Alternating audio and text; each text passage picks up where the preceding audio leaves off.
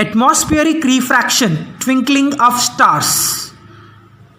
Night sky is very beautiful. It consists of different objects. Among them is stars and other are planets. Looking in the night sky, can you figure out if an object is star or a planet? Yes, you have been learning it from your childhood. The object which twinkle are called stars and the object that do not twinkle are planets. The question in today's discussion is, why do stars twinkle? Basically, the reason behind the twinkling of stars is atmospheric refraction. Let's learn how it happens. We live on planet Earth. The atmosphere of Earth consists of millions of air. The particles of air are closely spaced at the surface of the Earth than these at higher layers. That means the density of air is highest at the surface when it goes on decreasing towards the top layers. Now let's talk about a star. A star having its own light since they are at far distance from the Earth.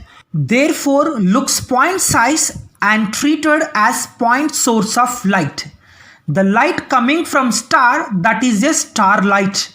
When enters into the Earth atmosphere layer by layer, it experiences increasing the density and so bends towards normal and boundaries between the layers. When it comes to us, we observe the star to be slightly higher than its actual position. Now, air, this fluid, it has property to flow, so there are continuous and random variation in the every layer of the atmosphere. These changes result in the random change in refractive indices of the layers. So, if refractive indices of these layers are not steady, how is the apparent position of the stars appear steady? The apparent position change slightly but randomly. Similarly, because of random changes in refractive indices, the brightness of light coming from stars also appeared to be changing. The resulting effect of change in apparent position and change in brightness causes star to appear twinkling. Why do planets do not twinkle? The reason is simple.